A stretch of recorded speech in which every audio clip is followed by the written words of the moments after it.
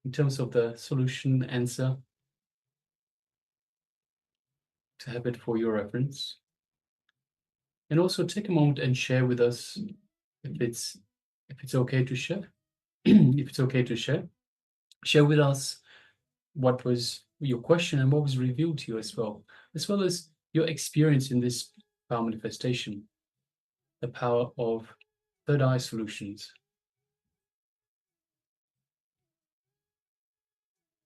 Also requesting our participants that have the camera switched off, Ma Anupama, Ma Sarah, Ma Akshu Waping, and Ma Suganyana, requesting please switch on your cameras and be available for this program in the camera frame itself.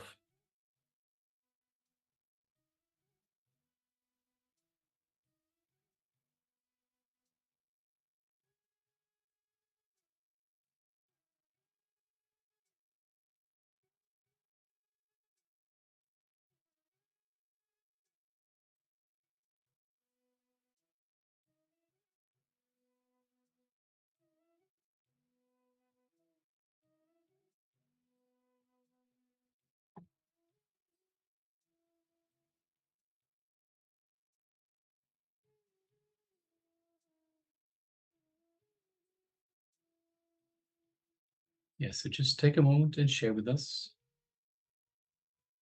your revelations, your experience in this power manifestation. So once again, we went to a question for ourselves, a burning question, a burning desire for an answer, whatever it might be.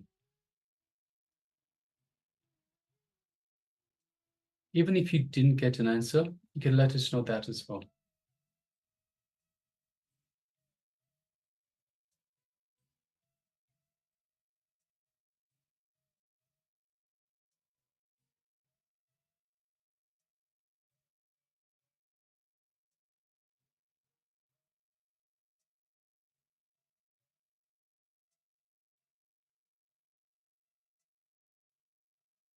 Yes, so Klaus Aya shares, I didn't get an answer. Yes, thank you very much for sharing, Aya.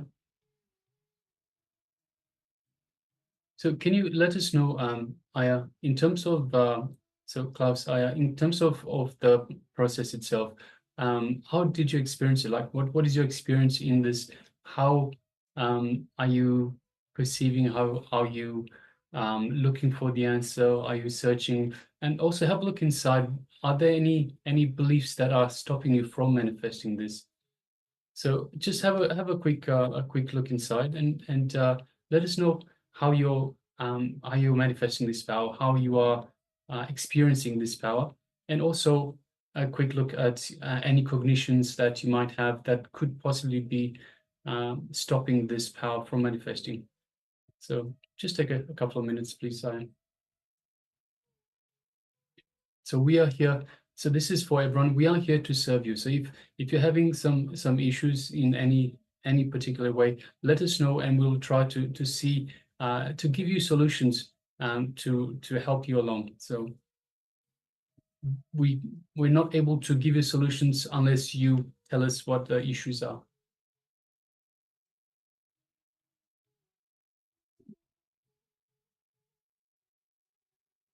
Yes, also requesting Ma Wei Wen Mei, requesting please come on camera, Ma. So your camera is switched on. We can see the background you have on the camera itself, but we cannot see you in the camera frame. And the same with we have iPad Ma Ganambananda. If you could please come on camera, be available for the program, Ma.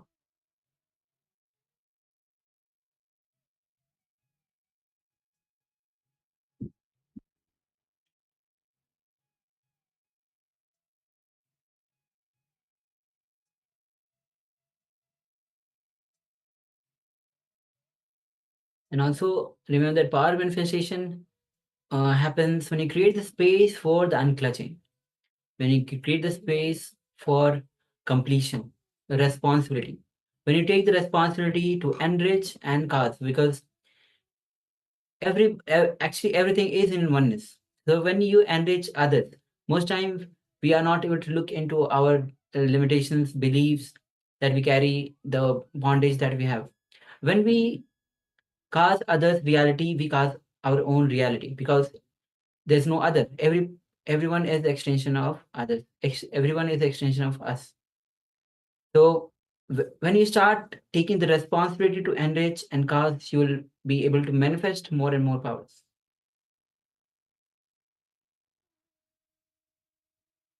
So Saya says, I look inside and try to be as open as I can for what is coming. At the same time, somehow I can't believe that I get an answer.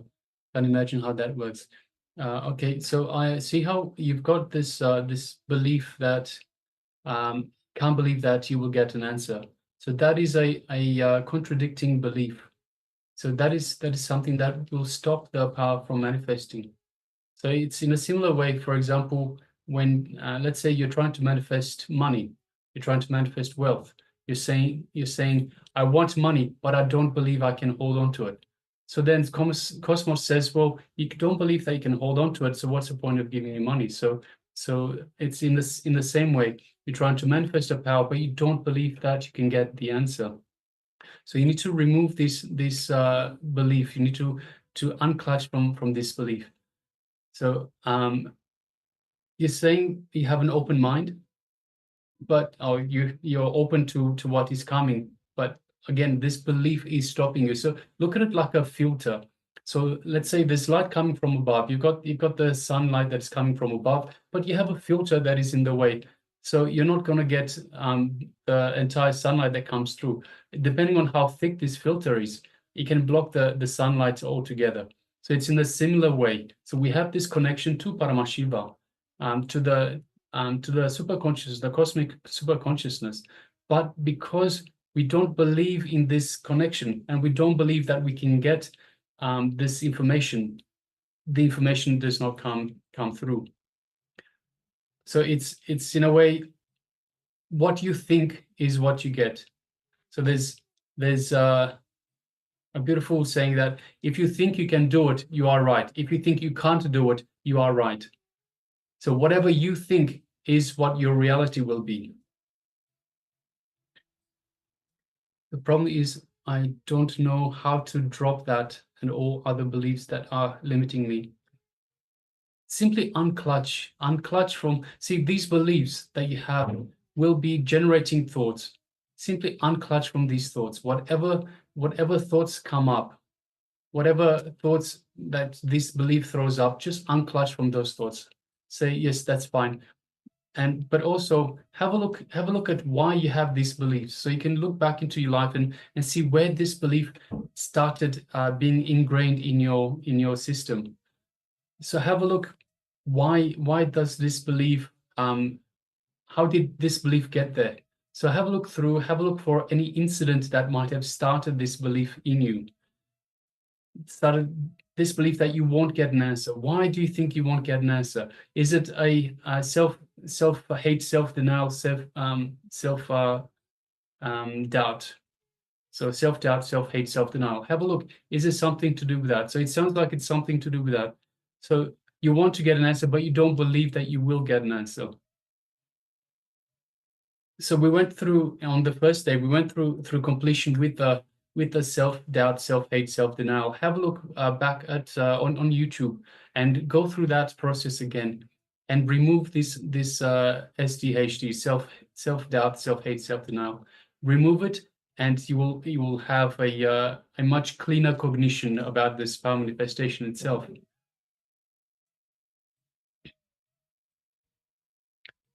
Also, yeah, before we manifest the power, we declare. The declaration, the intensity of declaration is such that the power of declaration such that you will be able to manifest the power. See, intensity of declaration just wipes out all the self-doubt, self-hatred, and simply you fall into unclutching. That's why when you visualize that Paramashiva has come down as Bhagavan Nityananda Paramashivham, and you are Nityananda Paramashivham, just a simple declaration, and all the beliefs, all the self-doubt just drops. Okay, I want you to do a little exercise today. So whenever you get some time, do this little exercise. Have a look inside. So you say, I can't believe that I will get an answer. Have a look inside and understand, why do you not believe? Where does this belief come from? So just dig deep, have a look where this belief came from, and why is it that you don't believe you will get an answer. And you can write it down as well. It'll be easier. See, when you start writing things down, you will go into a lot more detail. When you just think about it, you'll have a thought, then it'll jump to another thought and another thought and so forth. But when you write it down, you will think in detail, and you will expand on the issue at hand. So please do this, Aya. Have a look into this cognition. I can't believe that I will get an answer, and see where it's coming from, and understand why it's coming. So just also, why is it coming, and where did it come from in the first place? And you can do the same thing with all beliefs that are limiting you. Identify the beliefs that you have that are limiting you. Then have a look why they are there, and how did they get there. So just write this down, please, Aya. So write this down, and please do this exercise with every limiting belief that you have in terms of the power manifestation.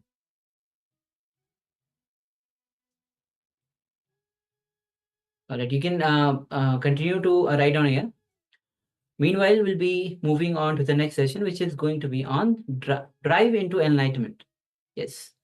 So in the previous sessions we had, where Swamiji revealed on the Shiva Sutras how to awaken the miracles in your life. Then we had elevate your consciousness through the power of sound. Now, this session is directly into the straight enlightenment itself, drive into enlightenment. So, be in the space of listening, and let's see, it's all from the Shiva Sutras. So, Shiva Sutras are for the innocent minds. And especially when you are receptive, when you are with innocent mind, Shiva Sutras directly clicks with you, and you are into that space, how Devi received the Shiva Sutra. So let's enter into the space of listening, and let's start this session. Drive into.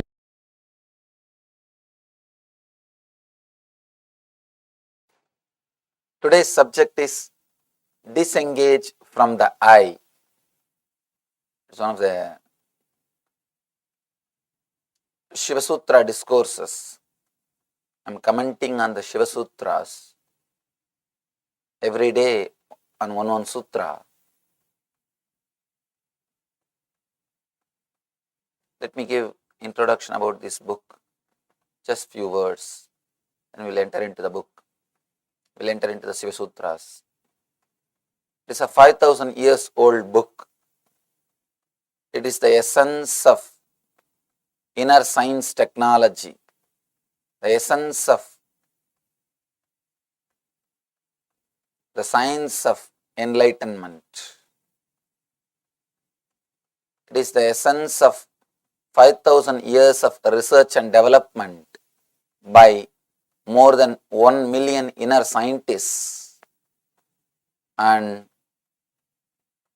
more than 1 million inner science laboratories. In India, we have more than 1 million inner science laboratories, means temples and ashrams which are alive, which are maintained. More than 1 million temples which receives everyday worship. Please understand, I am not talking about the temple which are in the dilapidated condition. I am talking about the temples which receive everyday worship, which is used by people. More than 1 million inner science laboratories and more than 1 million full-time dedicated inner scientists. India has got at least 10 lakh Swamis who are dedicating their whole life to the research and development. I am not speaking about the Swamis who are living in the streets or who are not living in the monasteries. In that way, it goes to something like a crore, 10 million. I am speaking about the people who are staying in one place and dedicating their life for research and development of this inner science. That alone is 10 million. 1 million, 10 lakh and 1 billion people following this technology. This is the strength of this great inner science. This book is the essence of this inner science. Inner science developed for 5,000 years by 1 million inner scientists in 1 million inner science laboratories and practiced by 1 billion people. Ageless truth, ageless wisdom, that's what we call Sanatana Dharma, the ageless truths. This book is the essence of that wisdom, essence of that technology. This book gives 112 meditation techniques to experience the bliss, to experience the peace, joy, which is eternal in every one of us. This book gives the ultimate techniques to experience the ultimate bliss, which is inside our being, which is in our inner space. This gives so many beautiful meditation techniques. Today we will see one sutra. Not only we will see, we will experience that one sutra, Shiva's beautiful technique. Let's enter into the sutra, then we will see the meaning. In a moving vehicle, by rhythmically swaying experience, or in a still vehicle, by letting yourself swing in slowing invisible circles, let you experience the consciousness beyond the body. This is the sutra, means English translation of the sutra.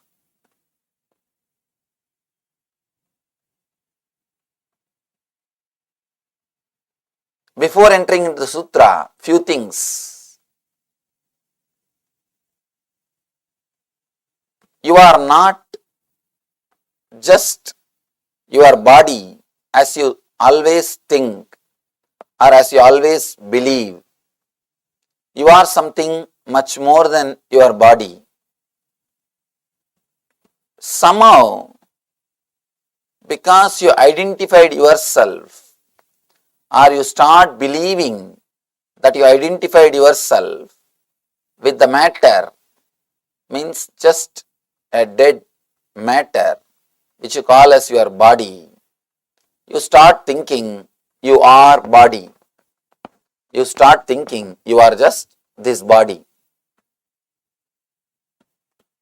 You are not just the body, the stuff which is inside the body. Not even flesh or bone. When I say the stuff, I don't mean the flesh or bone. I mean the being which is living inside the body. You are something more than what you think.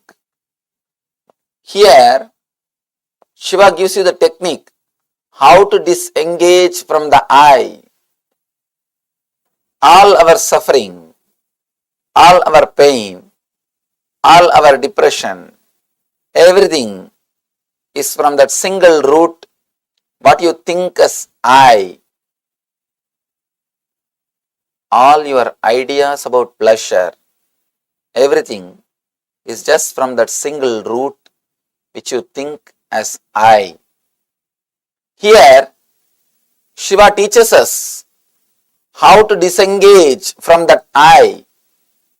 One big problem is, when you understand that your I is the problem, you try to antagonize with it. I have seen people start fighting with the I. But by fighting with I, you are not going to get rid of it. By fighting with I, you are not going to escape from it. You are going to only be continuously fighting with it. And When you start seriously fighting with your I, you create one more powerful I. To fight with that I, you need to empower to fight with your I.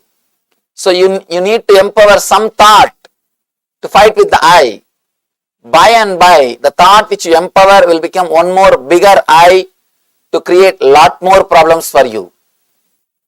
People who started fighting with I could never achieve anything, can never achieve anything, because the more you start fighting with the I, the more you will be creating one more new I.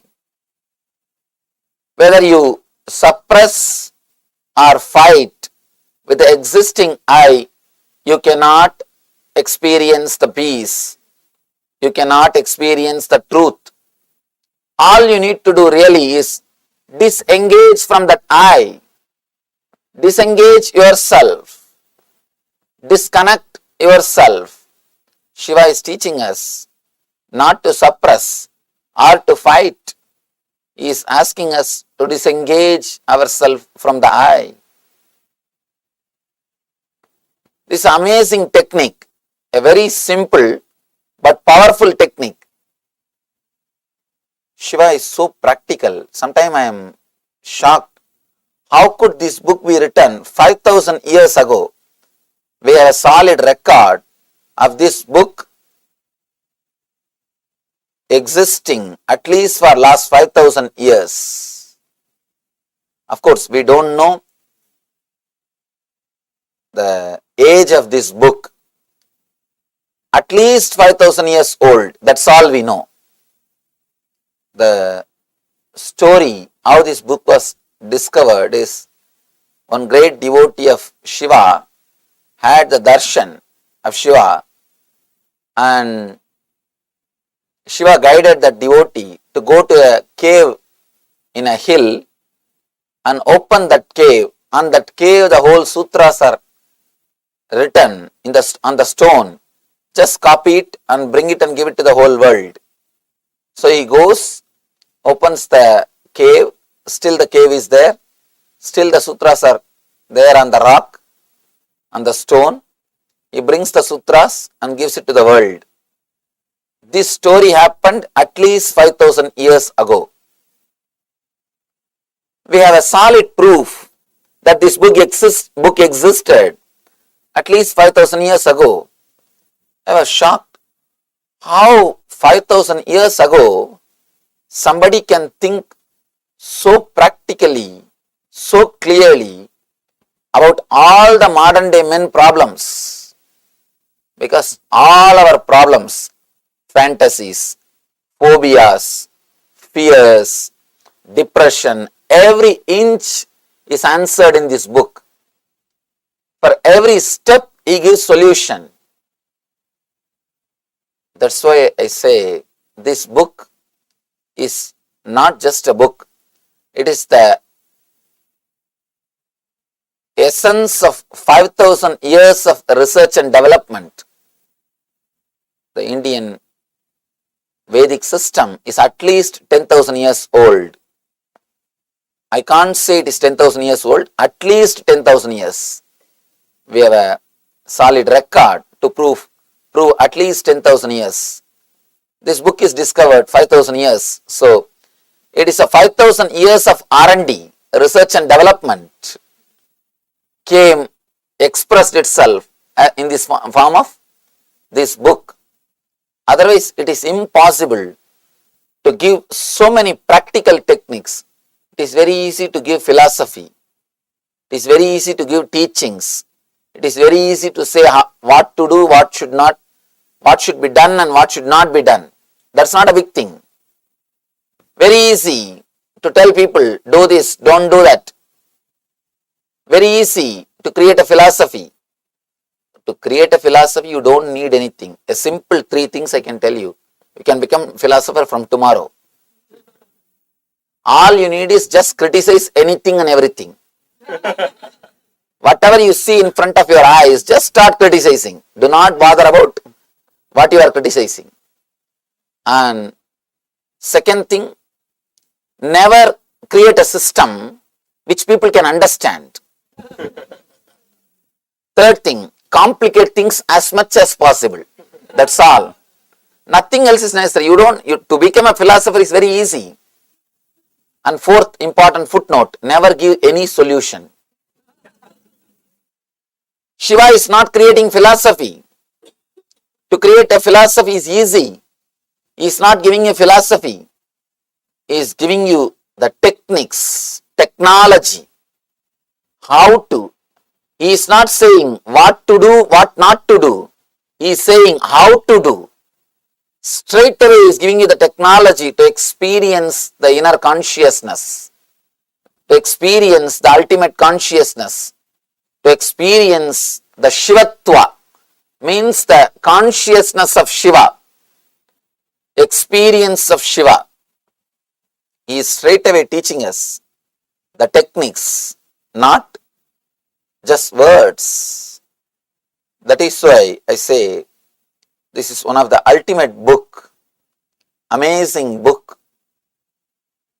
which gives straight teachings and techniques to experience the ultimate consciousness.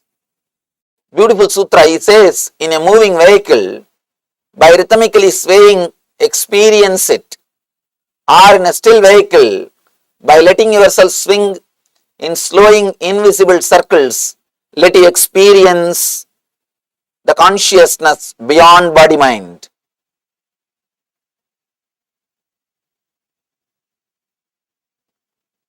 I think this technique would have been created when bullock cart was invented. Shiva is using all doors to enter into consciousness, all possible methods to give you the experience of ultimate. 5,000 years ago, we can't expect any other vehicle. Only bullock cart would have existed. He is giving us the technique to enter into meditation, even using the time in which you are traveling. He knows after 5,000 years, people will come and ask, Swamiji, no time to meditate. We are too busy with our routine. We have too much of work. We have to do so many things. There is no time to meditate. He knows. That is why he gives a very clear solution. You don't have to spend separate time. At least 1 hour you spend in driving every day. At least 1 hour. In this country, at least 3-4 hours. I can say at minimum 1 hour you spend your time sitting in a moving vehicle, sitting in a car. Either you drive or you sit when somebody else drives. Mostly you drive in this country. At least 1 hour you spend sitting in a moving vehicle. Shiva gives you the technique to convert that 1 hour into meditation. You don't need to spend separate time. He is giving you the technique to make money and meditate. You can just drive and get enlightened. I can say it's a technique for driving into enlightenment, or driving towards enlightenment. He gives you such a wonderful technique to use the time in which you are driving. Actually, he gives technique to work on everything. The tomorrow's technique is how to use your pain towards enlightenment. Any of you have arthritis and cursing the disease, suffering with the disease, you can come tomorrow. That is a technique for you to use, and use that same pain and enter into enlightenment.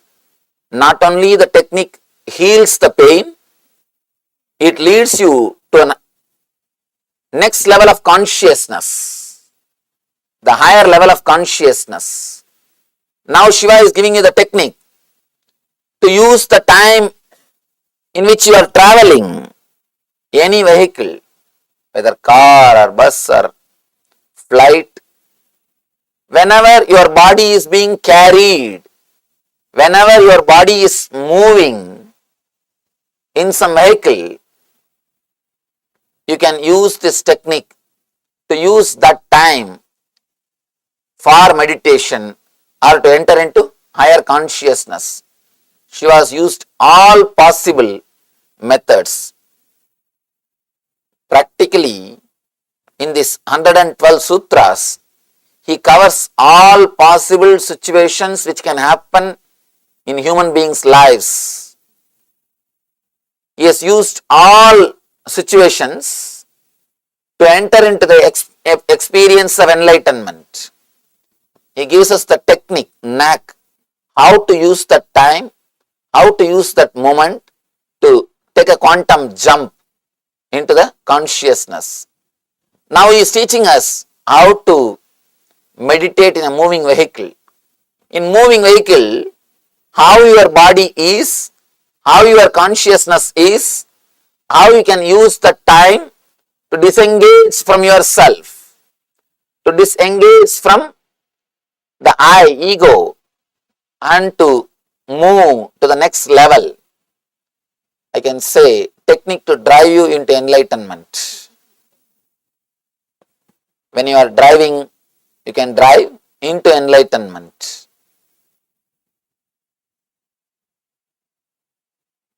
He says, in a moving vehicle, by rhythmically swaying experience, first thing you should understand, constantly you resist all the movements of the body. You can see in your life,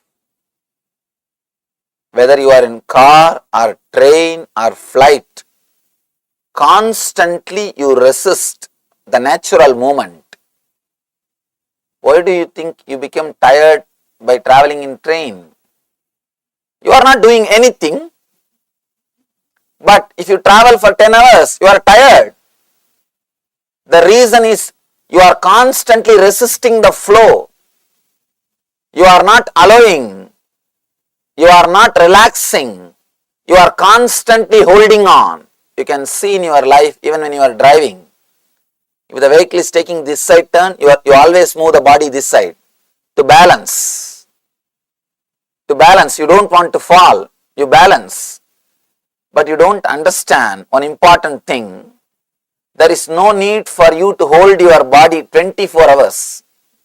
Whenever you are driving, even if you are not driving, even if you are sitting in a vehicle, even if you are sitting in the car or train, constantly you are holding the body. Your body is never relaxed. You don't let go. You are holding. You are holding on to it. You can feel near the Muladhara, root of the spinal cord. You will be just possessing your body. That is the point from where you balance your body, or you try to balance your body. You will be just holding your body tightly, constantly. You will be just catching your body. You will be possessing your body. He says, just let go, relax.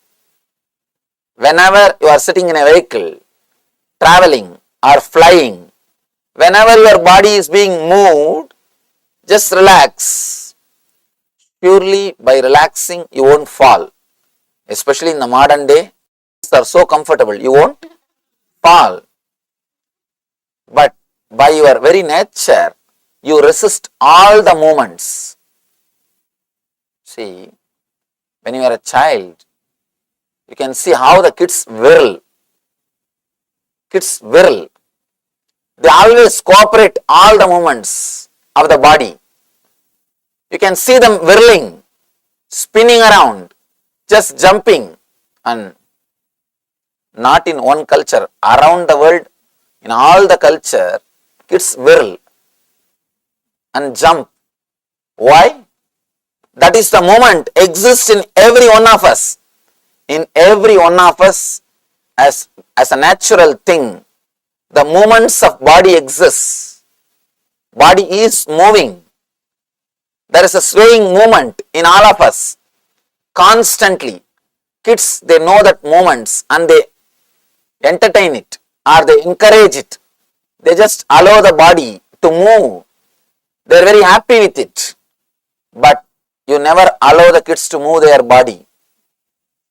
Somehow you feel uncomfortable if the kids are jumping around. You are afraid they may hurt themselves. You don't understand an important secret. When kids fall, they don't hurt themselves. Only when you fall, you hurt yourself. Please understand, you fracture your bone not because of weight, but because of resistance. There are thousands of researches done, the same force, the same distance. If kids fall, they don't hurt themselves. If you fall, you break your bones. One more, you may say, we are heavy, Swamiji. No. They even calculated. See, for you, if you fall from 10 feet height, what impact is created on your body? To create the same impact on the kid's body, they may have to fall a few feet more. Even if they fall from that height, the injury is only 10%. There are so many researches done by the doctors. And moreover, when you drop the kids in the water, they automatically start swimming. Only after growing, you make them forget that they know swimming. When body movements are arrested by the so-called training, they forget they know swimming by their nature. Recent researchers show when kids are put in the water tub, immediately after birth, they start swimming. They are swimming. By your very nature, your body is liquid. It flows. It moves. By and by, when you teach the kids not to use their body too much, not to whirl, not to move, not to be active because you feel uncomfortable. To tell you honestly, it is a subtle jealousy. Somebody is so happy, you can't tolerate. Somebody is jumping in front of you, it is too much. We can't tolerate. Only when they also become dull like us, we feel comfortable. Now we feel, yes, now we have reproduced ourselves.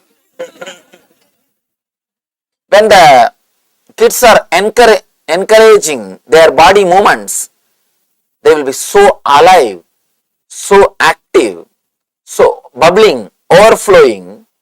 You can see one more thing. After the travel, you will always be tired. Kids will never be. I have seen people come to see me in India. They travel miles, hours, and especially Indian roads. Oh God. Straight way to hell. Indian roads are such beautiful roads. Actually, Indian roads are created to create more and more bhakti and devotion in the people's hearts. Unless you have faith on the God, you can't travel on that roads. They are specially designed for that. Now, India is such a spiritual country, we design everything for spirituality. We design everything only for spiritual purpose. You cannot travel in those roads unless you have surrendered yourself to God. Unless you have tremendous faith or devotion to God, simply you can't travel in that roads. And I have seen people will come to see me, 10 hours of travel, 12 hours of travel, 1 day of travel. The moment they come inside, the elders, they will ask for room to go and rest. They will ask for room to go and get, they will only come next day to see me. But the kids, first thing they will drop everything, jump and come to the meditation hall. You will never see them tired. You will never see them tired. I have always seen they are so alive. They don't get tired by traveling because they do not resist or possess the body. They do not constantly resist the subtle movements of the body. The subtle movements which is happening, the natural movements which is happening, kids do not resist those movements. They do not possess their body. When you start training them to possess the body, by and by they forget to flow with the energy. By and by they forget to flow with the movements of their body. They start creating solid rock. They start becoming like a stone. They start becoming dull, frozen, dead. the more you become frozen, more you are dead. If you are completely frozen, you are ready to be burnt. The more you are frozen, the more you are dead. Kids, you can see them alive. They are not frozen. Even when they laugh, their whole body laughs. It's not that only the mouth laughs, only the face, the whole body will laugh. They do not calculate and move the body. You start moving your body only after a big calculation, because you start believing if you work too much, you will become tired. Hard work myth, which is taught to you, is also an important reason for your body becoming like a stone. An important thing, I always tell people, hard work is a pure myth. The idea of hard work is a pure myth. You are taught to sell yourself, especially these so-called developed countries. Constantly you have to sell yourself. You have to frighten your boss that the work which you are doing is too big, which cannot be done by anybody else. Next thing, first thing you have to frighten him, no, it cannot be done, forget about it. And then next you have to convince him, only you can do. Third thing, you also can do if you give your whole life and energy. Only if he is convinced for all these three, you can shave his head now. That's the reason we are constantly trained to sell ourselves. And one more thing, in the beginning, just to sell yourself, you create the idea of hard work. By and by, you start believing you are really working hard. And this idea gets into your body, and you do not move your body for anything else except when you get some solid result. One more important thing you miss. By and by, for every moment you start calculating, what will I get by this moment? What will I get by this moment? Before every moment, logically you start calculating. Why do you think people never come out and do some voluntary service? Because they start thinking that half an hour, me moving my body so many times, if I do it for some other reason, I'll get little money. Why do you think the voluntary service has become such a rare thing? Because people have started calculating.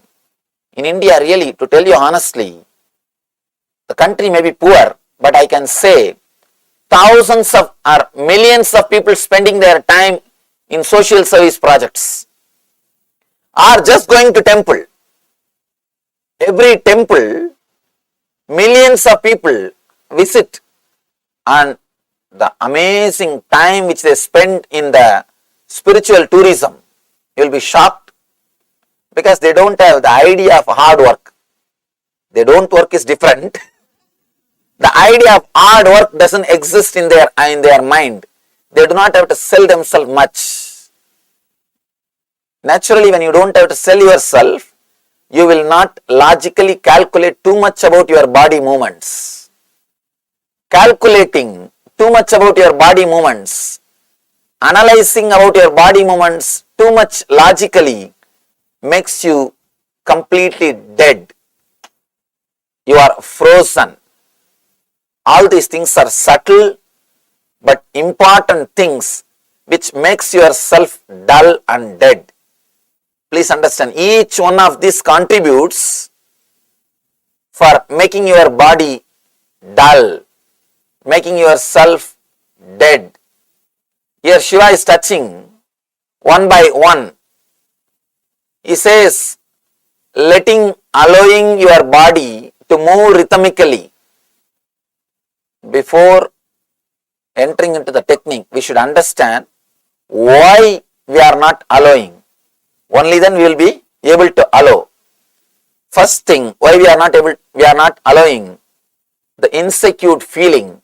Constantly you possess your body and you balance it. First thing. Next thing, somehow you do not feel comfortable when your body moves for no reason. If it moves to get money, you don't have any problem. If it moves to get a status, you don't have any problem. If it moves to get a name and fame, you don't have any problem. I always tell people, before entering into this type of meditations, you need to prepare yourself. Just do some work which will not bring you money or name and fame, just for 20 minutes to half an hour per day. Just 20 minutes or half an hour per day, do something which will not bring you money or name and fame. Go to a temple like this, some places, clean it, wipe it. Don't expect to be a leader of volunteers. Don't expect your name should be inscribed somewhere. Don't become an administrator. I am not asking you to do that. Just do it for no reason. Some cleaning, some helping. Help the person who cleans, help the priest. Do something which will not bring money or name and fame. Then you will understand how to move the body for no reason. As on now, we do not know how to move the body for no reason. Constantly you calculate before taking any move. All your moves are calculated, judged, clear, definite. That is why you are so frozen. You are so dull. You are so dead. At least half an hour, do something which will not bring money or name and fame to you. If it brings money or name and fame, again you are in the same rut. You are the same calculation. If you can do that in the initial level, you may think, why to waste half an hour? Half an hour is too much, especially in this country. Half an hour is too much. You may start thinking, why to waste half an hour doing something? But I tell you, the initial level, that half an hour may look like a waste of time. After a few months, you will understand that is the only half an hour in which you are alive. All other time, you are driven by fear and greed. 23.5 hours, you are driven by fear and greed. Fear and greed is the fuel for your engine. If the fear and greed is the fuel for your engine, you will constantly carry irritation and depression. If you have the fuel, you will be in an irritative mood. If you don't have the fuel, you will be in depressed mood. That's all. If you are driven by fear, only by fear and greed, the fear and greed is such, if you have the fuel, if you are being driven by the fear and greed, you will carry irritation. You can see in your life. Early morning, when you get up from the bed, the moment you remember you have to go to office or you have to do something, the moment the fear or the greed comes up, first thing you will see is the irritation between the Anahata and Manipuraga. The navel chakra and the heart chakra. First thing you will feel in that area is irritation or a heaviness. Oh God, one more day. I have to come out of my bed. I have to get out of this room. Whenever you are fueled by the fear and greed, you carry irritation in you.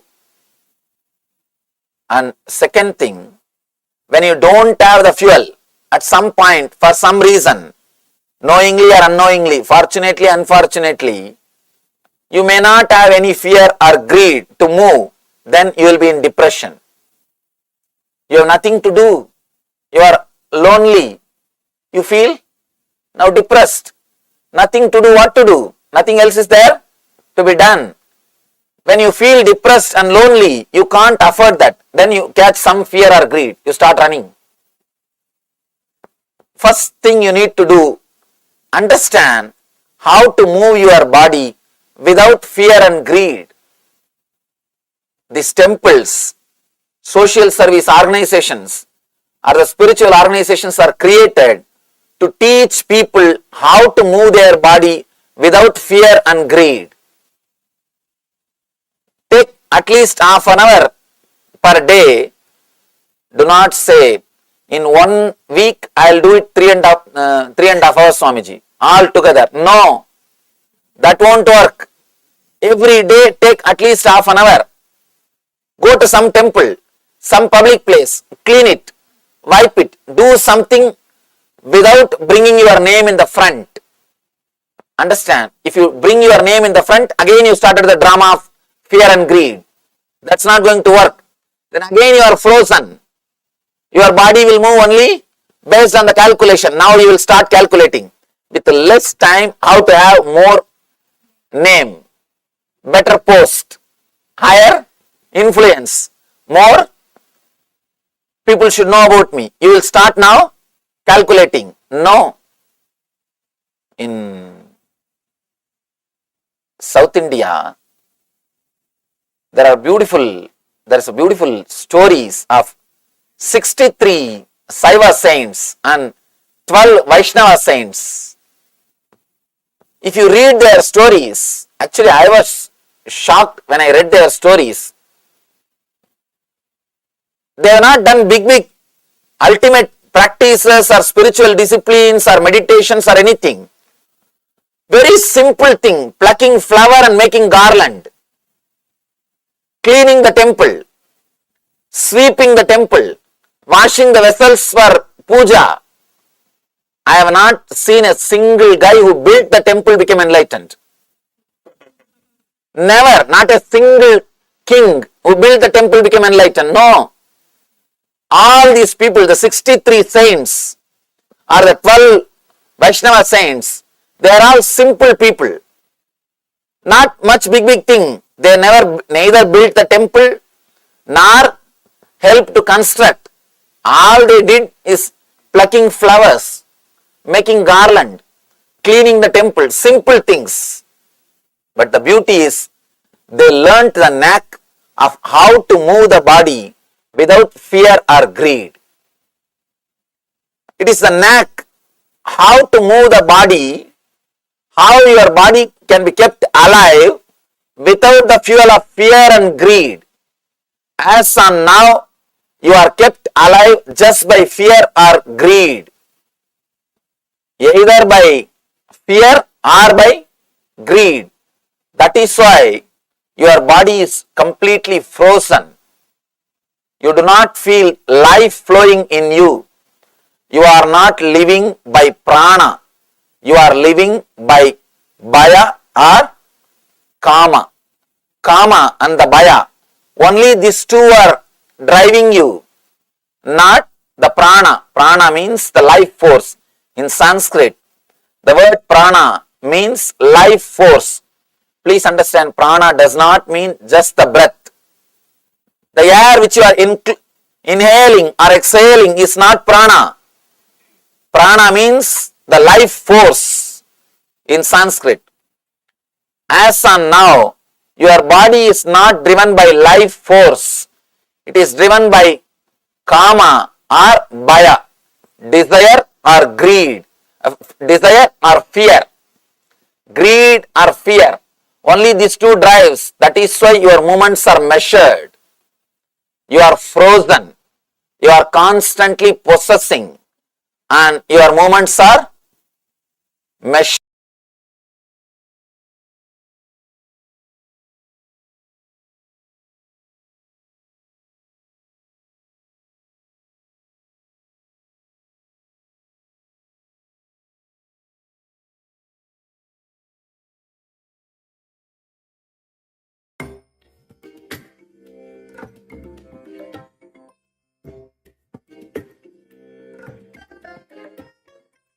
I bless you all. Let you all open all your three eyes and manifest the powers of Mahasudashivam. Om Nityananda Paramashivoham. Om Nityananda Paramashivoham. Om Nityananda Paramashivoham. Om Nityananda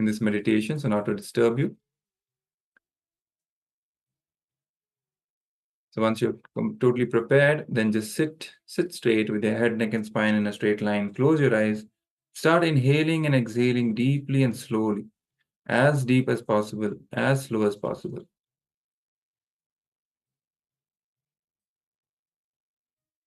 And start moving the body with very slow and small circles. It's like small, tiny circles, swinging the body. Even if you visualize, that is enough. Even if you just visualize, your body moving in small circles, that's enough. That will itself drive it. Suddenly, you will see that our body is slowly moving and we are feeling really comfortable. And then be in that same state and allow the movement to happen. So let's do this step for a couple of minutes. Move your body in small circles, slowly. Kind of try to let it loose. You may even try to visualize these small circles initially, and suddenly you'll see your body actually starts moving this way. Try to feel comfortable in this. Relax into this movement. Allow this movement to happen freely. Let's continue.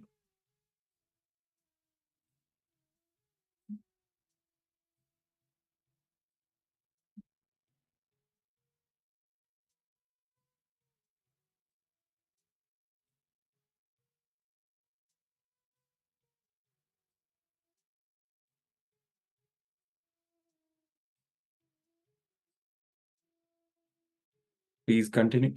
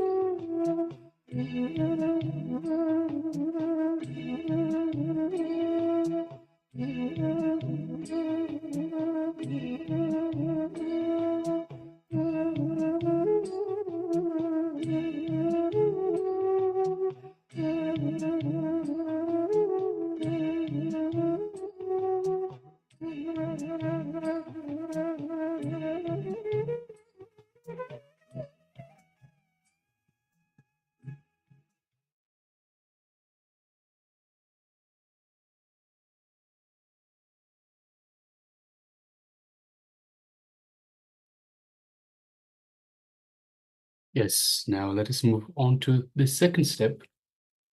Let us concentrate near the Manipuraka, or the navel center, which is the source of prana. We will see that our whole body is moving in small, invisible circles, and we are centered on the navel. So once again, let us concentrate near the Manipuraka, or the navel center, the source of our prana. Let us continue.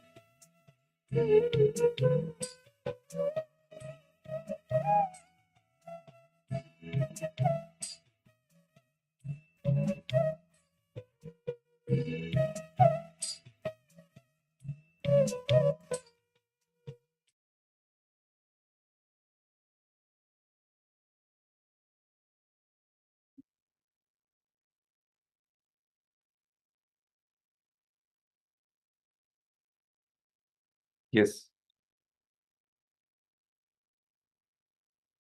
You can now relax.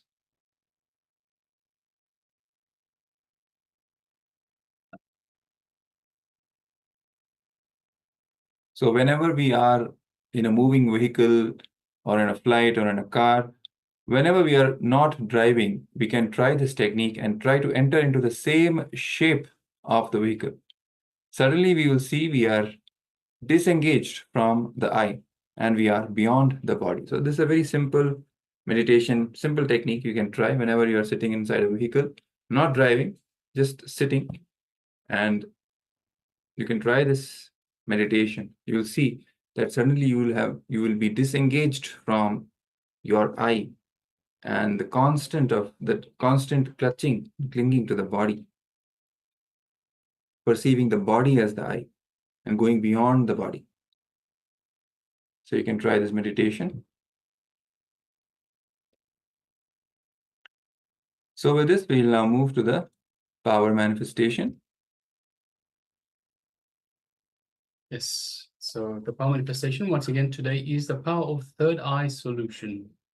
So requesting participants, let us once again reach out to another person and ask them if they would like to have a solution, an answer from the third eye, from the cosmic archives, for a problem that they are having or question they are having.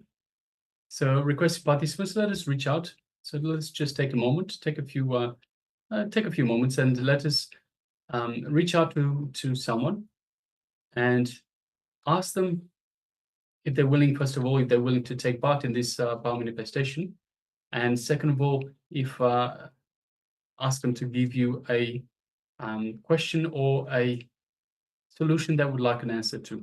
And of course, if you can't reach out to anyone, so wherever you might be around the world, it might be very late hours. It's hard to reach out to anyone at this time. You can do it once again for yourself.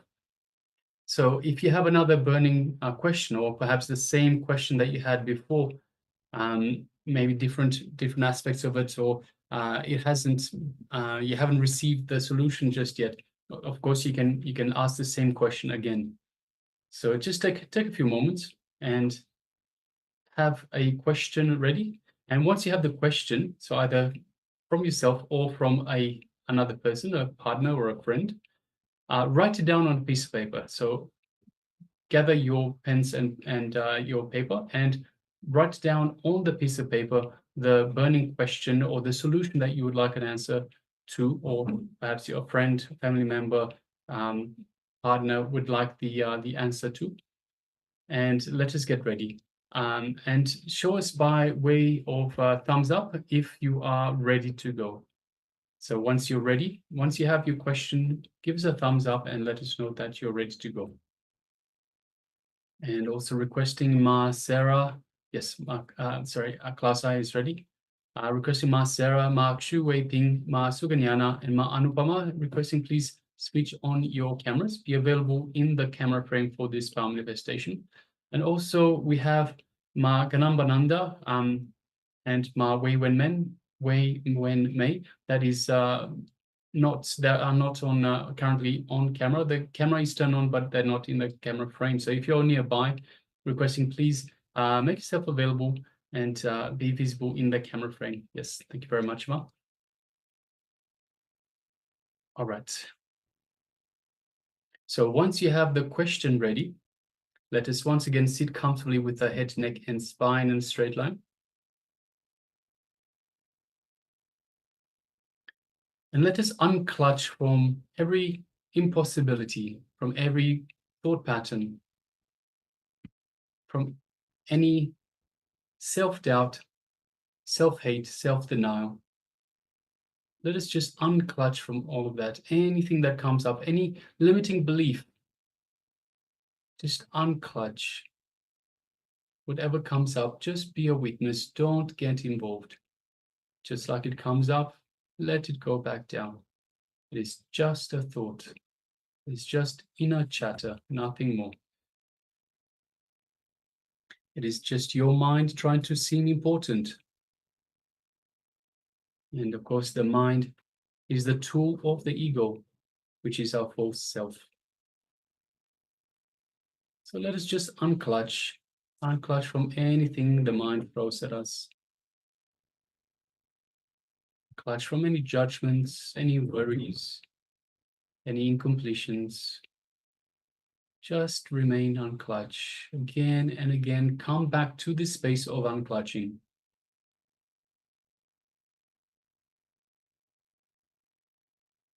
And now let us move our attention to the Nandaganda, the region just below the heart center. And let us invoke Swamiji in our inner space. So that the Ananda Ganda, our inner space, let us just invoke Swamiji in our inner space. And just simply by remembering Swamiji, by visualizing Swamiji in your inner space, invokes the Master. Swamiji is there present with us, just waiting to be acknowledged, waiting for us to connect to him. So Swamiji's love, his compassion, and his infinite wisdom, his infinite grace showering upon us.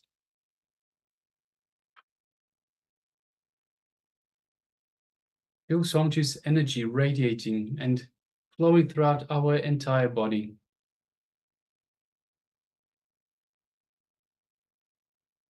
Just feel that warmth, that fuzzy feeling throughout our entire body. Swamiji's energy is reaching out to every cell in our body, energizing, reinvigorating, every cell feeling alive with this superconscious energy.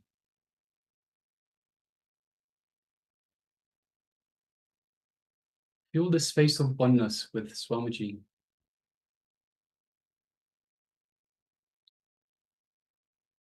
Now let us move our gaze to the third eye, just between the eyebrows. Through our third eye, let us look into Swamiji's third eye.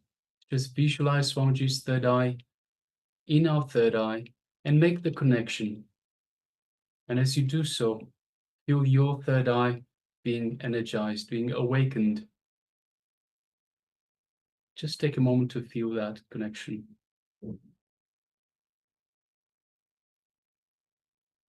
Now, let us start chanting the Mahavakya.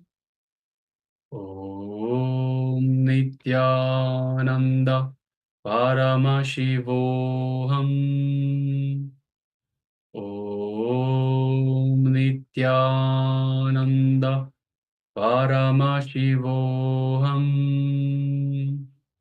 Om Nityananda Paramashivoham.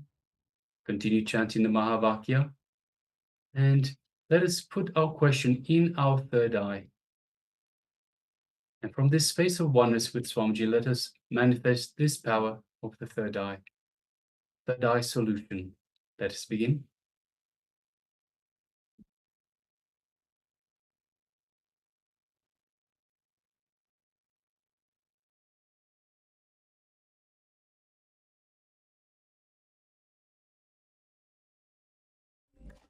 Om Nityananda Paramashivoham. Om Nityananda Paramashivoham. Om Nityananda Paramashivoham. Om Nityananda Paramashivoham. Om Nityananda Paramashivoham. Om Nityananda Paramashivoham. Om Nityananda Paramashivoham. Om Nityananda Paramashivoham. Om Nityananda Paramashivoham. Om Nityananda Paramashivoham. Om Nityananda Paramashivoham. Om Nityananda Paramashivoham. Om Nityananda Paramashivoham. Om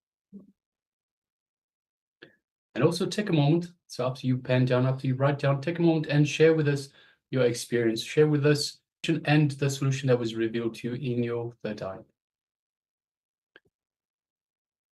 So please take a moment.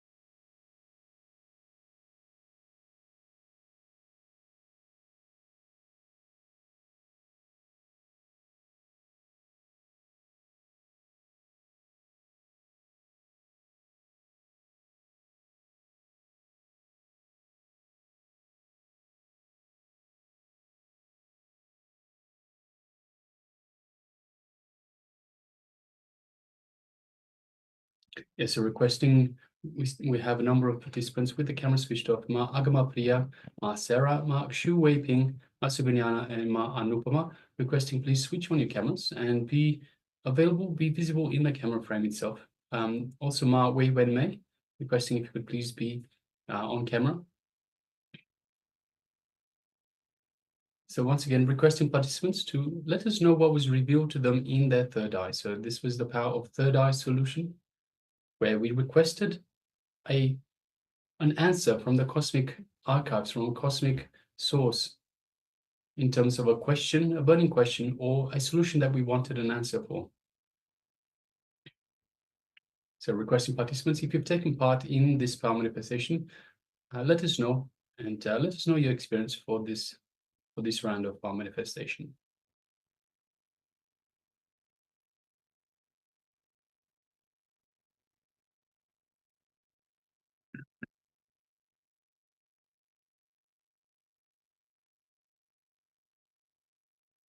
All right, so if you're still sharing, please continue to share.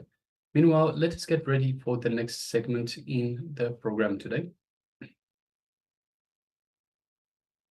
which So, is the next segment is going to be a Kriya for obesity, the care for obesity. For anyone who is suffering from obesity, this Kriya is for them. It will definitely benefit you. And it's going to be a guided Kriya by the Supreme Pontiff of Hinduism. So make sure you are ready without any distractions. You have enough space around you because it will involve some asanas and mudras, pranayama. So make sure you have enough space and without any distractions, just sit and follow the instructions. You can even note down the instructions if you want to continue later and practice this Kriya on your own, which is definitely recommended because any Kriya, minimum 21 days consecutively is what is required for it to be done for you to enjoy the benefits from that Kriya. So you can learn how to do this Kriya right now and then repeat it, do it yourself later on. So make sure you note down the important steps and the asanas and the whatever is involved in it. So let us now get ready. Sit straight with your head, neck, and spine in a straight line. Come to the space of listening and let's watch this video.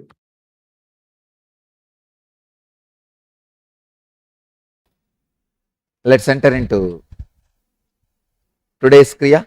As I said, if you are doing this Kriya, you have to drink at least 6 liters water per day,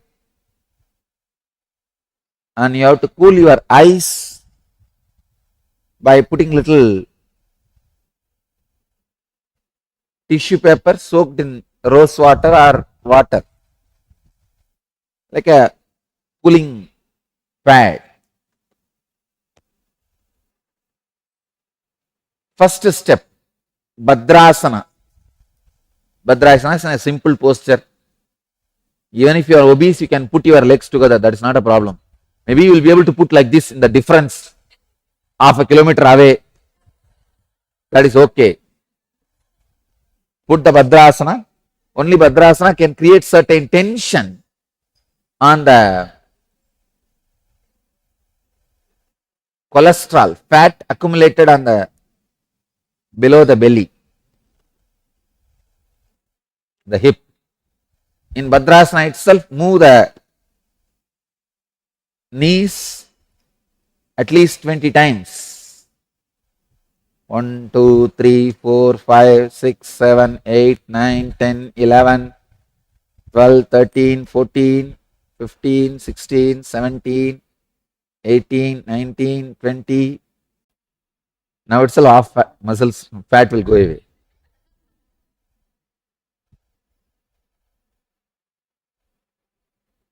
This is from Garanda Samhita, second Upadesha, 9th and 10th verse. Next step.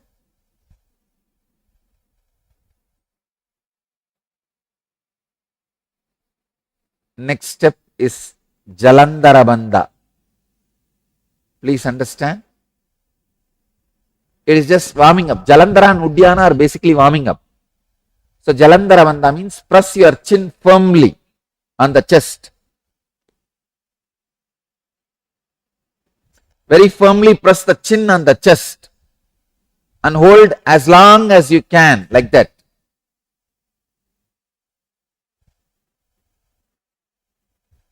When you can't hold anymore, relax.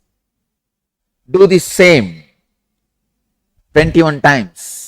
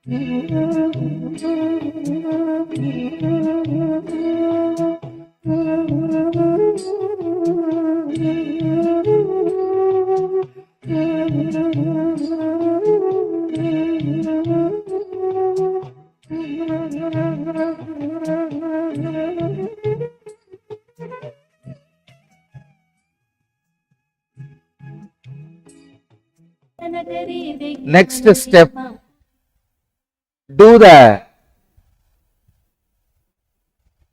Uddiyana Bandha. You can do this by standing. Please understand, the Uddiyana Bandha can be done by standing. I'll give you the instruction. Stand with the feet about half a meter apart. Bend the knees slightly and rest your hands above the knees with the thumbs facing inwards and the fingers outwards. The spine must remain straight, not curved. The head should be kept up and eyes open. Inhale deeply through the nose, then exhale quickly through slightly pursed lips. Do not be forceful.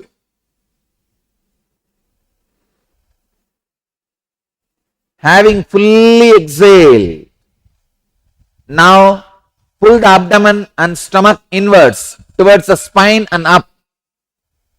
Pull the abdomen and stomach inwards towards the spine and up. Hold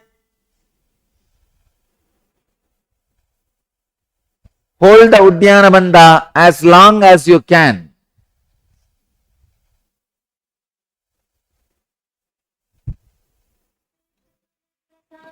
When you can't hold anymore, slowly relax.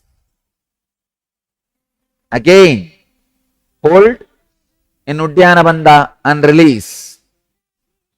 Do it 21 times.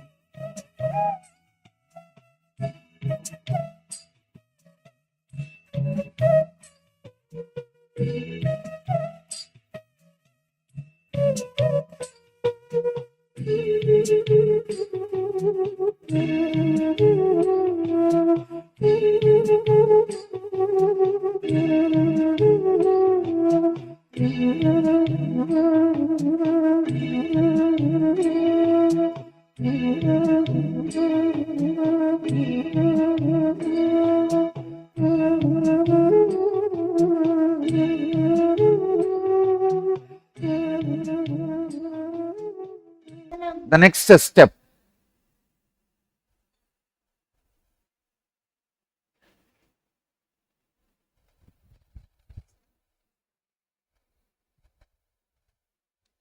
Agni Soma Kumbhaka. Please come back to the Bhadrasana. It's a very highly technical pranayama. See, now only you are entering into the Kriya to reduce your weight for obesity. All this moment, what you are doing is only a warming up. Please understand, let me give you the instruction. This is from Kumbhaka Patati, 87th verse. First listen completely. Inhale through the right nostril, hold the breath, exhale through the left nostril, inhale through the left nostril, hold the breath, exhale through the right nostril. Inhale through right, hold, exhale through left, hold, then again, see, inhale through right, hold, exhale through left and hold outside. Then again inhale through left, hold inside, exhale through right. Please start doing. Inhale through right, use your fingers. First, inhaling through the right and hold as long as you can. Then exhale through the left.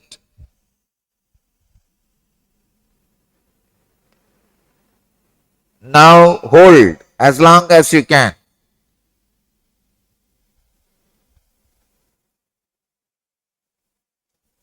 Inhale through the left.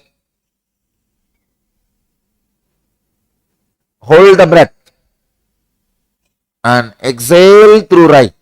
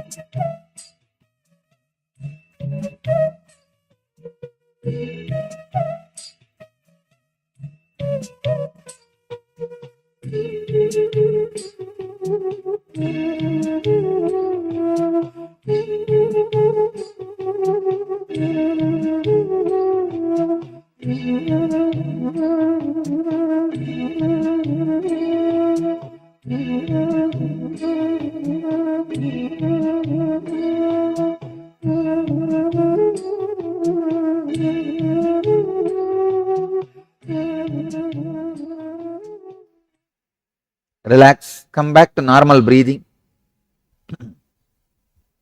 Vyana Kumbhaka. Inhale deeply, hold the breath by contracting the whole body. Please understand, here is where the fat is burning and the body is really becoming thin. This is a Kumbhaka Patati, 66th verse. Inhale deeply, hold the breath by contracting the whole body. Visualize your whole body you are contracting, like a stomach, throat, chest, back, whole body.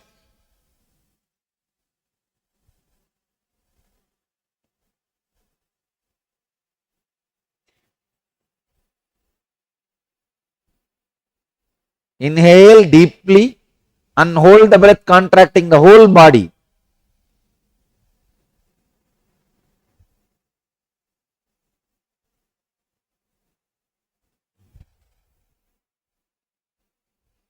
Do this 21 times. This will create intense Kundalini awakening, heat and burn all the unnecessary fat, mainly bad cholesterol. Do it.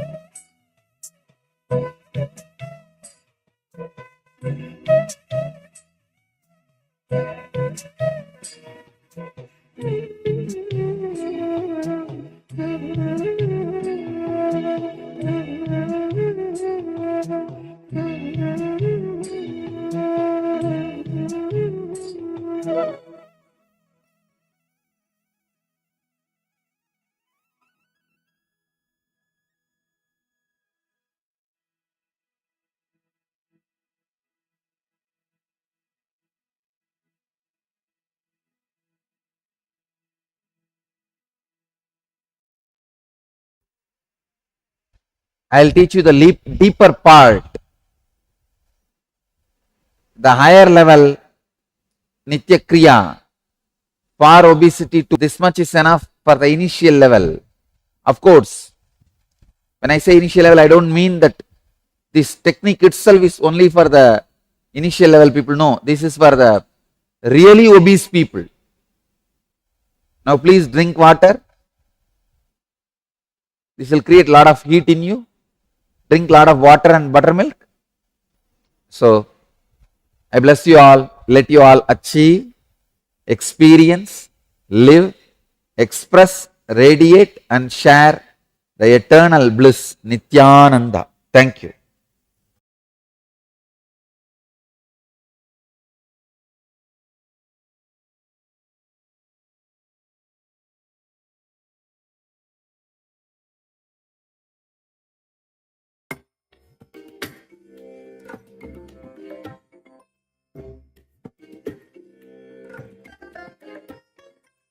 I bless you all. Let you all open all your three eyes and manifest the powers of Mahasudashivam. Om Nithyananda Paramashivoham. Om Nithyananda. Yes. So after this very powerful Kriya, and hopefully you have followed the instructions exactly as Swamiji guided us through them. And you can practice this Kriya at home regularly for 21 days consecutively. And you definitely feel the benefits of this Kriya. So now let's move to the next segment, which is the Jnana, the revelation from the Supreme Pontiff of Hinduism. This one is going to be on the topic beyond body and mind. So let's sit straight, come to the space of listening, and let's receive the sacred secrets, the highest truths from the Supreme Pontiff of Hinduism on the topic beyond body and mind.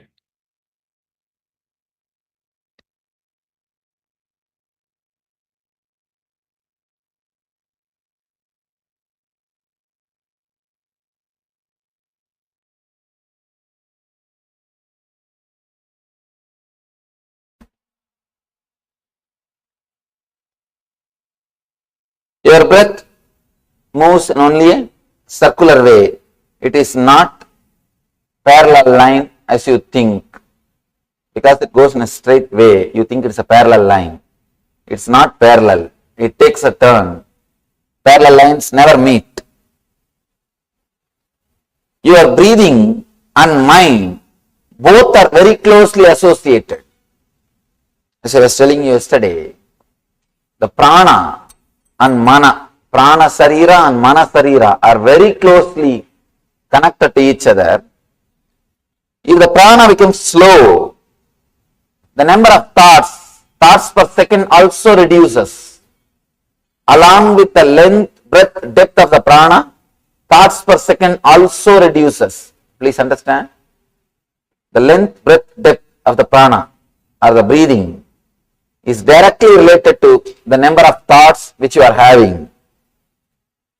If for example here, if the prana is slowly coming down, slowly going into the inner space to take turn, this is the space in which it takes turn. It's an ingoing, incoming, outgoing.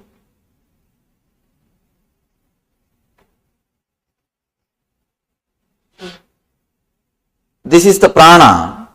Along with that, mind also slowly slows down. Very slowly slows down. But the difficulty, you are afraid of losing your mind. You are afraid of losing your mind. That is why you never keep your awareness in this zone. This is like a neutral zone. If you know driving, you can understand. Whenever you shift gear from first gear to second gear or second gear to third gear or any change, you have to come to neutral zone. Only after coming to the neutral zone, you can change the gear. Even if it is from first to second or second to third or third to first, whatever it is, you have to come to the neutral zone. Same way, the incoming breath taking turn as outgoing breath. This zone is a neutral zone. This is neutral zone.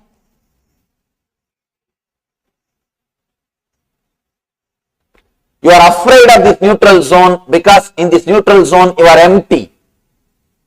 You don't have any identity. The biggest fear human beings have is fear of losing identity. Fear of losing the identity. I tell you, even fear of losing death is not great fear, like fear of losing identity. Fear of losing death itself is nothing but you don't know how you will be after death. If you are very clear, you will be in some way, you don't have the fear. Here, you are not very clear about how you will be after death, how you will be after you leave the body. It is the identity, the fear of losing identity that is much worse than fear of death. Here, when you pass through this neutral zone, when your breath stops, your mind also stops. You do not want this space. That is why you just jump this space. You never keep your awareness. You are never aware of this space because you do not want to lose your identity. If your mind stops, you will not have identity for a few moments. You will lose your identity and you always think you are only identity. You exist just only on identity. When you feel your identity is lost, you feel you are no more. That's the reason whenever you come to this zone, you just take a jump. You are never aware of this zone. Every moment this zone is happening in you again and again. Whenever your incoming breath takes outgoing, whenever you come to this zone, you just take a jump. You are never aware of this zone. Every moment this zone is happening in you again and again. Whenever your incoming breath takes outgoing as outgoing or outgoing takes as incoming. This is also neutral zone. But you are afraid of these two neutral zones. You just take a jump. You do not want to be aware of this space.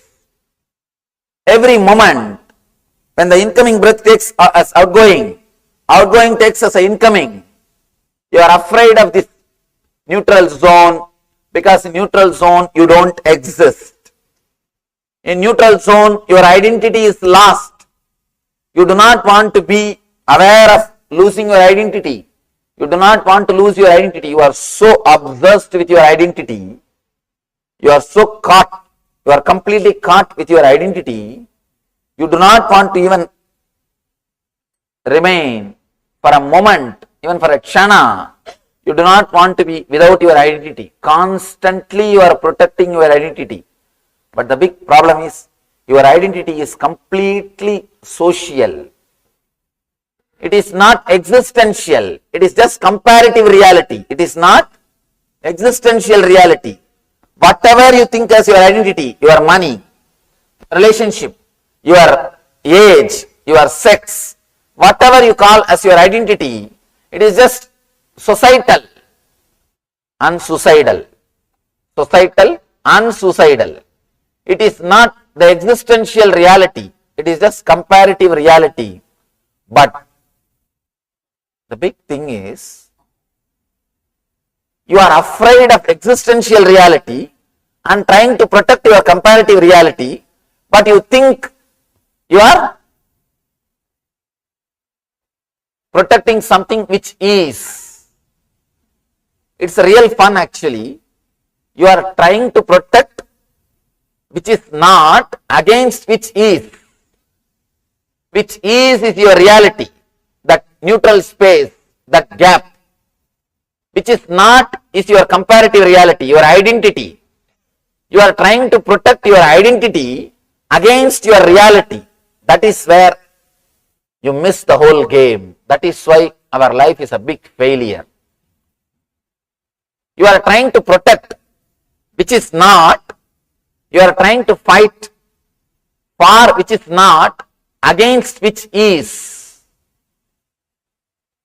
See, the light has got an existence. It has got positive existence.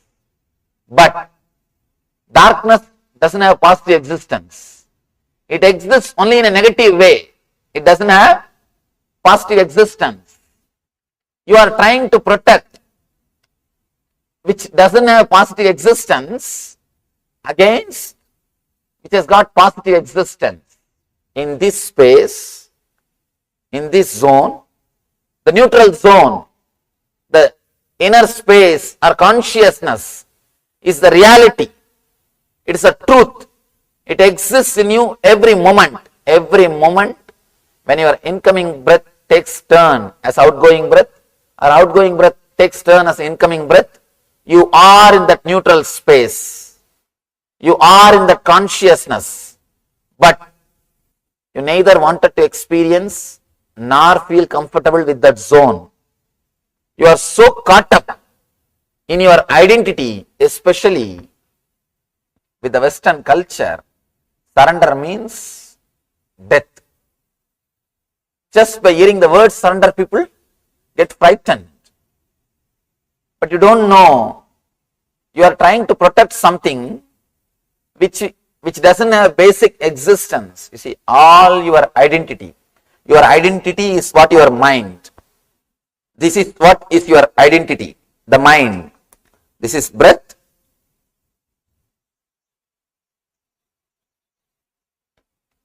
This is breath and it's mind.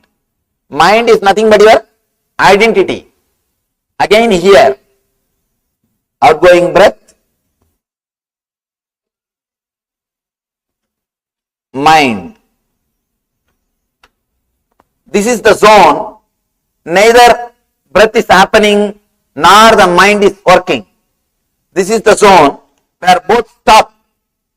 When your breathing stops, when your mind stops, you experience the zone of consciousness. This is what I call neutral zone. The difficulty is, if your mind doesn't feel comfortable, if your identity doesn't feel comfortable, then naturally you just jump this zone. You do not want this zone in your life. Constantly you are trying to avoid God. Constantly you are trying to escape from God.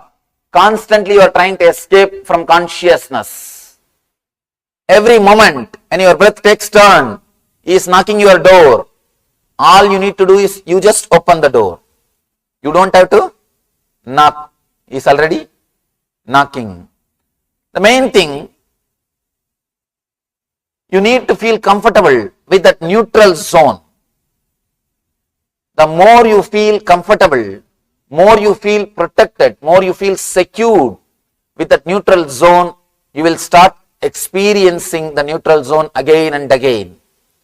When you start experiencing the neutral zone, you will stay in consciousness. Yesterday, Shiva was giving us a technique to be a witness of only one neutral zone. Incoming breath becoming outgoing. Incoming breath taking turn as outgoing. He was speaking about only one neutral zone because immediately you can't be aware of both the neutral zones. Only one you can start. Yesterday he started with first neutral zone. Now he goes deep. He goes deep. Now he says, be aware of both the neutral zones. Be aware of both the neutral zones. There is a proverb. If cat will think, you can see cats when they drink milk, they will always close their eyes tight because they think once they close their eyes, the whole world will become dark. Nobody will see that they are drinking milk. You are also doing the same thing. When you chant some mantra, because you don't pay attention to the fear, you think the fear has disappeared. Let you be very clear, fearlessness does not mean non-existence of fear. It means the fear will be there and you will have tremendous energy or courage to live with it. Who can flirt with the fear, the maximum fear, and the energy or the courage to live with it is what? Is the quality of Bhairava. Bhairava means it is not that he doesn't have fear, he can flirt with fear. He is not affected by fear. One more thing, the very quality of life is fear. People come and ask me, Swamiji, I am always having the fear of unknown, what to do? I tell them, please be very clear, you are alive. There is a possibility of losing something, that is why you are afraid. If you don't have any possibility, you will never be afraid. You will never be afraid. That is why these barbarians, barbaric societies, they are never afraid. You can see constantly these fellows going out and killing people. War, all wars. You can see people who are barbaric only win in the war. The big problem is people who are sensitive, respectful to the life. They don't feel like fighting. They don't feel like fighting because they don't feel that there is need for protecting anything. But these barbaric people, they go on killing everybody. Let it be very clear, fear is the basic quality of life. You can be fearless if you are in graveyard. If you are already in graveyard, there is no need to be afraid of anything. Nothing to lose. If you have something to lose, you will have fear. Nothing can be done. Nothing can be done. That is the quality of life itself.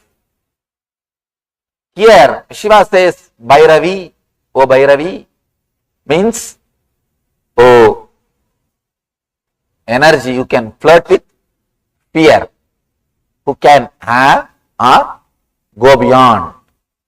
You are neither attached with fear or detached from fear. One more thing, if you are afraid of fears, if you are frightened about fears, again, don't think you are detached from fear. It's one more kind of attachment. All detachment is one more kind of attachment. The negative way of attachment is detachment. If you are afraid of fear, if you are frightened about fear, again, you are in fear. Your consciousness will be moving around the fear. One thing, sometime if you are energetic, if the hormonal pressure in your body is high, you do things without intelligence, without thinking about the result. That is what you call as courage. Let it be very clear, whatever you think as courage is not courage. You do not think about consequences. In hurry, just when you run, you don't know what you are doing and you just do it. And you do not know what you have done or you do not know what you want to do and you just run and finish it off. Small story. 3 friends ran to the railway station. Last moment at 10:21, 10:20 is the train time, 10:21, somehow 2 of them they got into the train. The third one missed. Station master came and petted, tried to console him. Don't worry, at least your friends have made it. But no, they came to see me off. They came to see me off. Be very clear, sometime in the hurry, you don't know what you are doing. And that is what you claim as courage. When the hormonal pressure is little more than your intelligence or logic, you do something which you claim as courage. That's all. Otherwise, except a man who has experienced this neutral zone, nobody can talk about courage. The real courage is to let go your identity.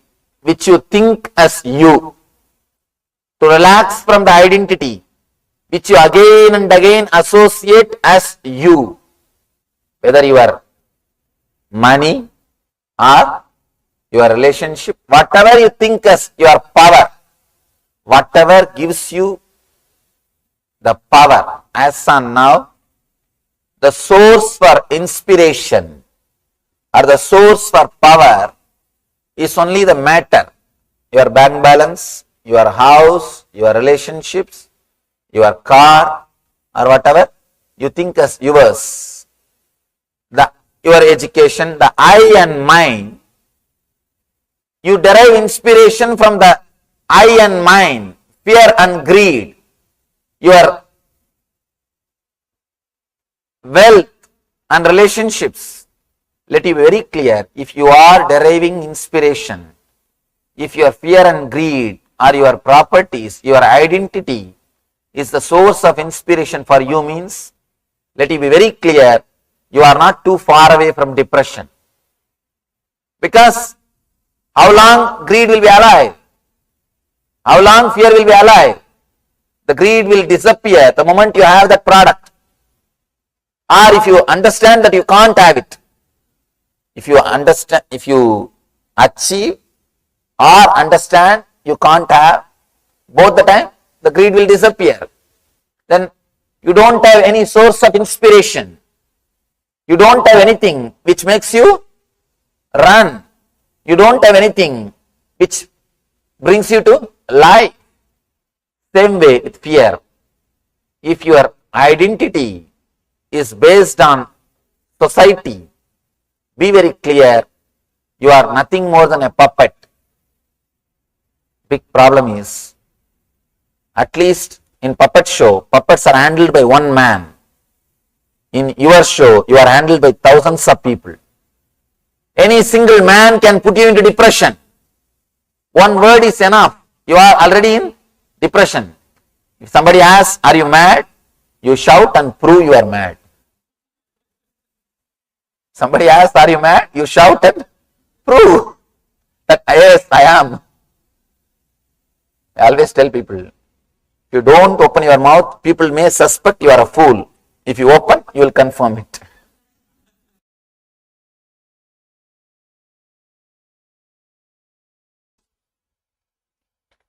I'll repeat the sutra once more. As breath turns from down to up, and again as breath curves from up to down, through both these turns, realize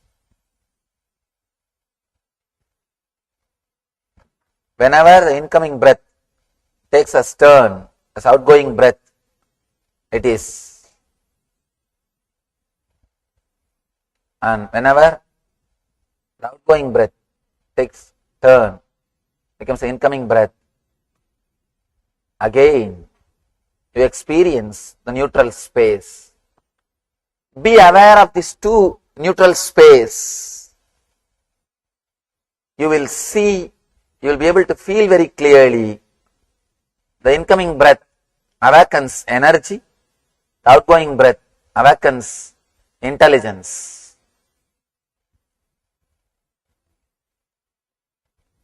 Of course, in a way, energy and intelligence are one and the same.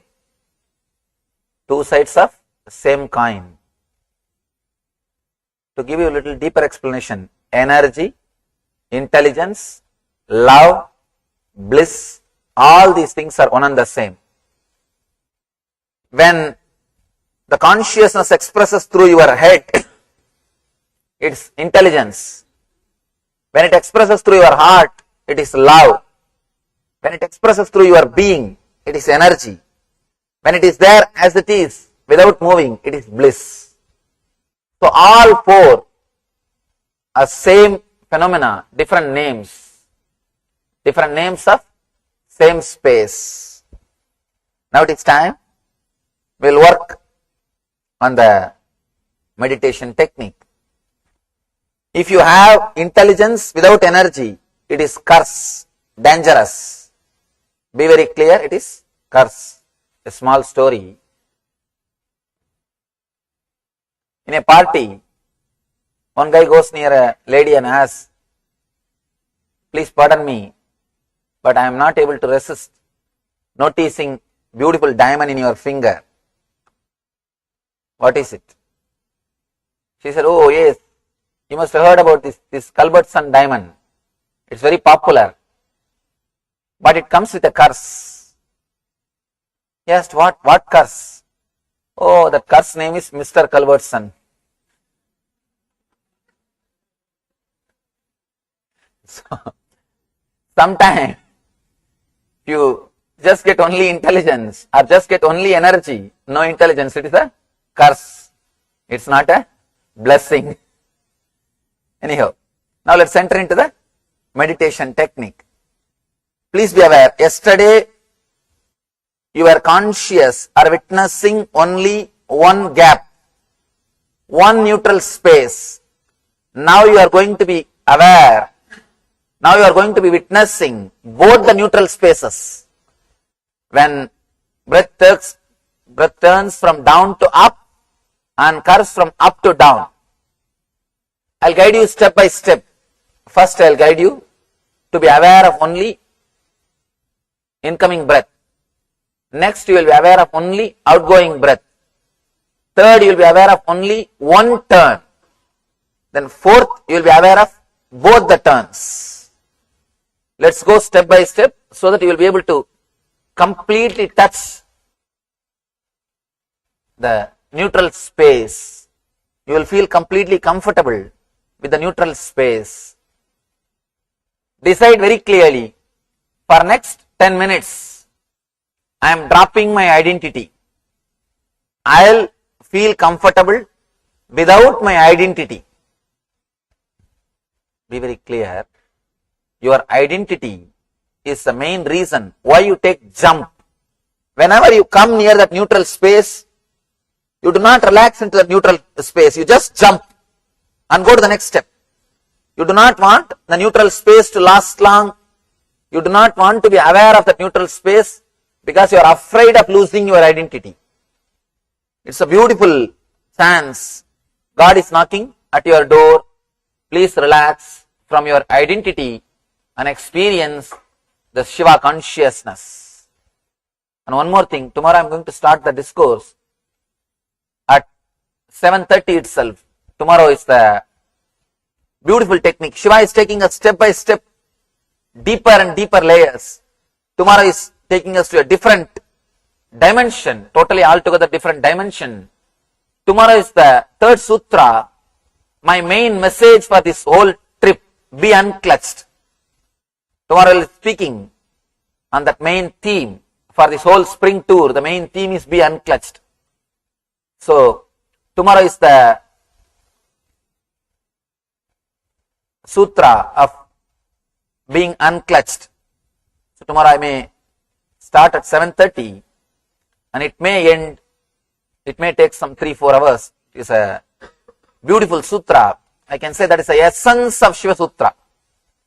Tomorrow what I am going to speak, tomorrow what the Shiva Sutra, what Shiva expressing is the essence.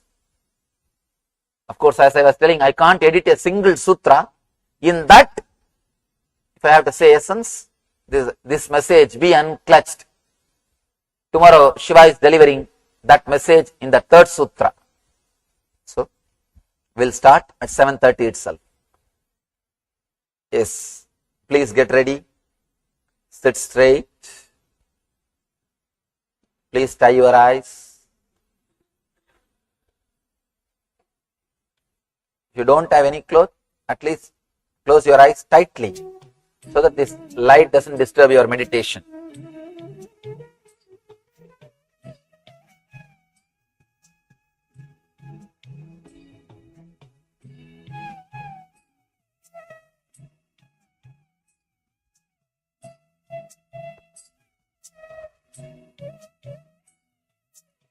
Inhale and exhale as slowly as possible, as deeply as possible.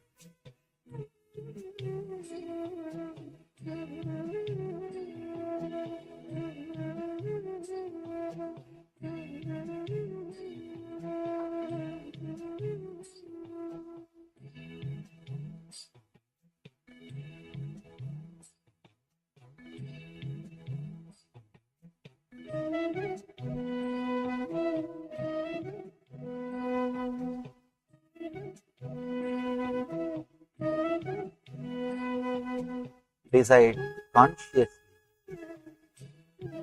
You are going to relax from your identity.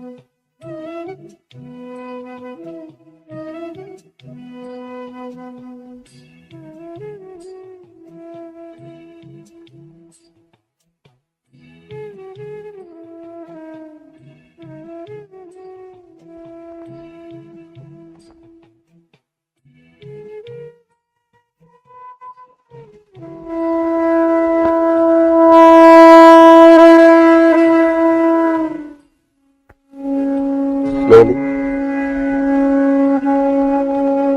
start witnessing the incoming breath. Witness only the incoming breath. Witness the incoming breath. Feel the incoming breath flooding energy, life throughout your body.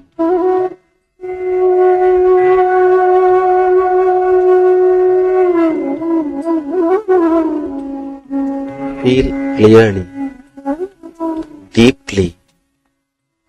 Incoming breath is bringing life to your body. It is bringing energy to every cell.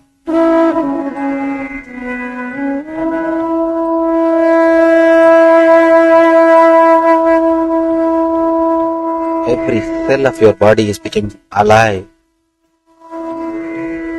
when incoming breath happens. When you are breathing in, feel every cell of your body becomes alive when you are breathing in. Witness and observe only breathing in.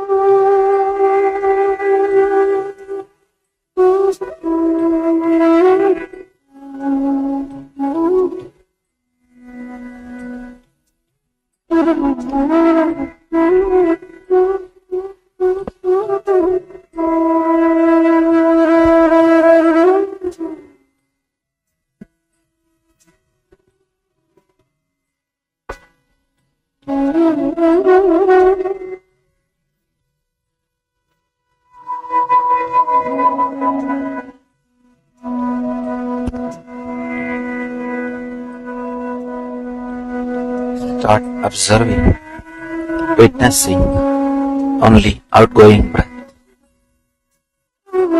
Forget about the incoming breath. Witness, feel, be aware of only outgoing breath.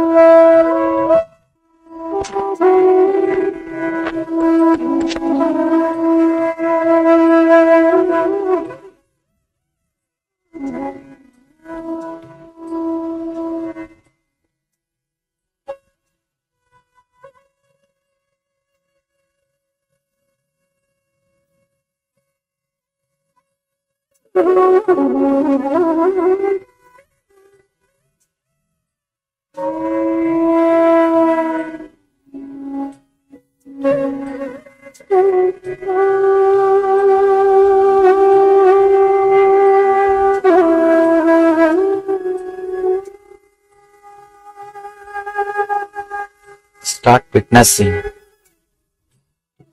when the incoming breath turning into outgoing breath. Witness only one neutral space of incoming breath turning into outgoing breath. Forget about everything else. Just be witness. Be aware of incoming breath turning into outgoing breath. Be aware of that one gap, one neutral space. Just be aware of that one neutral space. Witness only that one neutral space.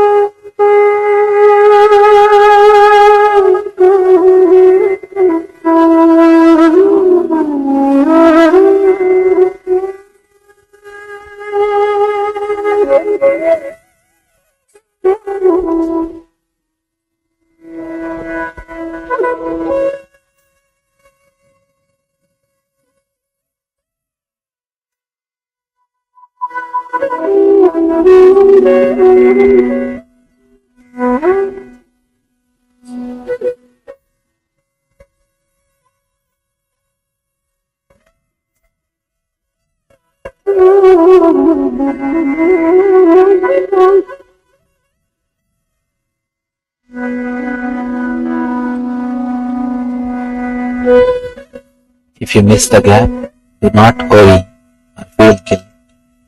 Just be aware of the next gap.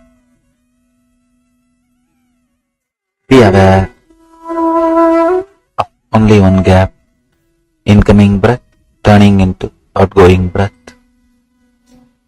Just be aware, be witness of the one neutral space.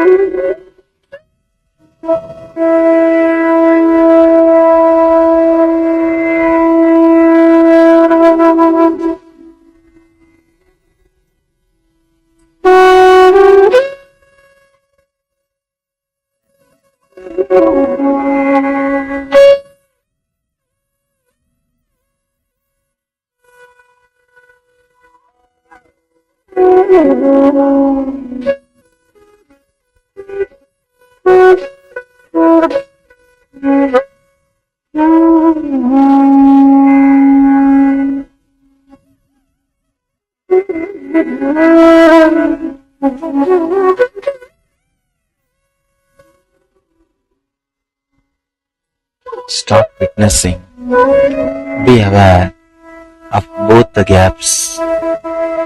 Incoming breath becoming outgoing breath. Outgoing breath becoming incoming breath. As breath turns from down to up, and again as breath curves from up to down. Be aware. Start witnessing both the neutral space, both gaps.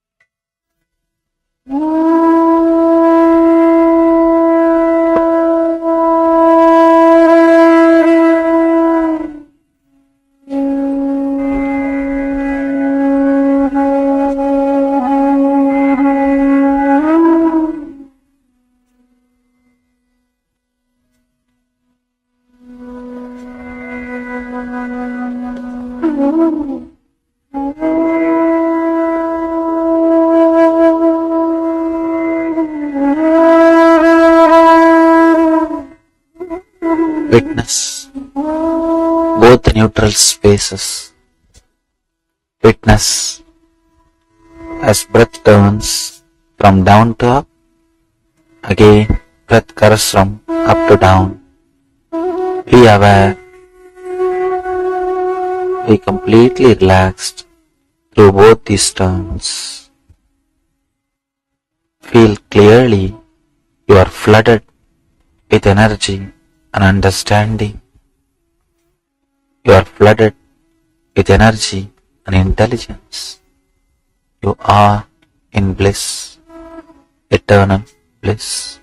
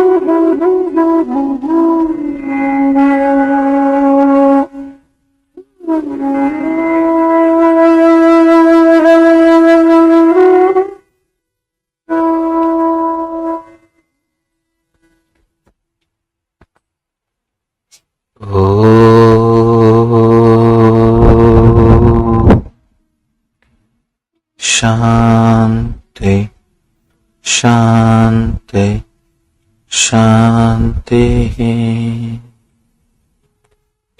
Namah Shivaya. Slowly, very slowly, you can open your eyes.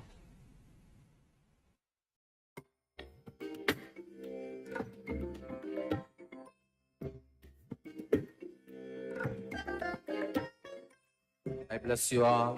Let you all open all your three eyes and manifest the powers of Mahasudashivam. Om Nityananda Paramashivoham. Om Nityananda Paramashivoham. Om Nityananda Paramashivoham. Om Nityananda Paramashivoham. Om Nityananda Paramashivoham.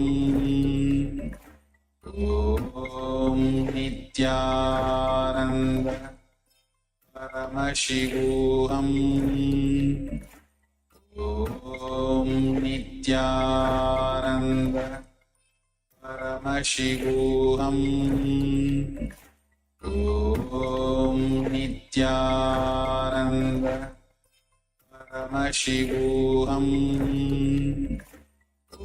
Om Nityananda Paramashivoham.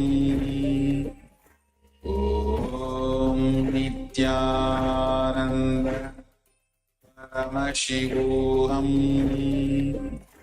Om Nityananda Paramashivoham. Om Nityananda Paramashivoham. Om Nityananda Paramashivoham.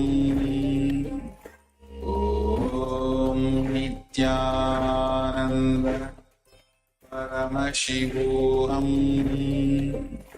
Om Nityananda Paramashivoham. Om Nityananda Paramashivoham. Om Nityananda Paramashivoham Om Nityananda Paramashivoham. Yes, Nityanandam, and welcome back. We hope that you all had a powerful experience of this meditation. Today, we are discovering all the powerful techniques that Paramashiva himself has revealed to all of us through Devi, Paramashiva Shakti, in the Shiva Sutras. So, very powerful techniques given by Paramashiva himself for all of us to experience enlightenment and for extraordinary experiences. And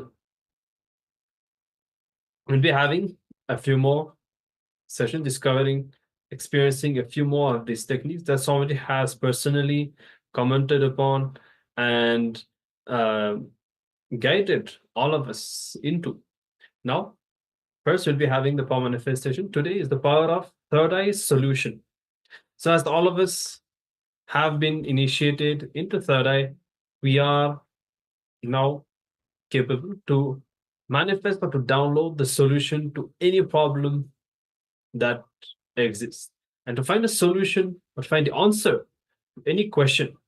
So this is what will be manifesting. Ideally, we can manifest this with a partner. Now in this round, if you have someone around you available, or you can call up a friend also.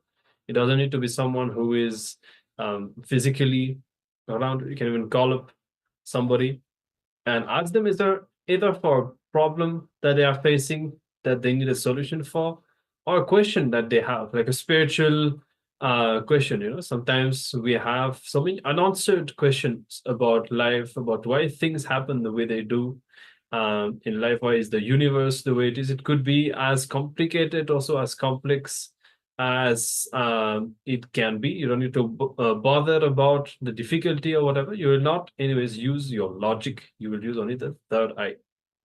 So you can take a few moments, and otherwise you can even team up with someone on the Zoom if required.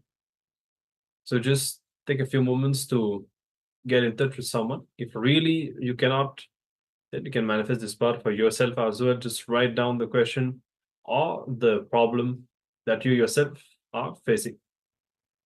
So take a few moments and have a question or the problem. You can write it down on your notebook. And once that is done,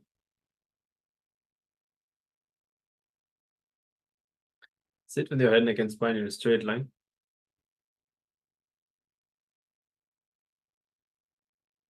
Bring your awareness to the third eye. Connect to Swamiji in your inner space and chant the Mahavakya, the password for power manifestation, to experience the space of oneness. So reverberate yourself in the Mahavakya continuously. If you need a few moments, take your time, get the question or the problem, and pen it down. Then through the third eye, from the space of oneness with Swamiji, you are just going to receive the answer or the solution. So make a conscious will, a conscious decision to manifest this part and to receive the answer or the solution from Swamiji. Hold on to this space intensely, and let's now begin the power manifestation.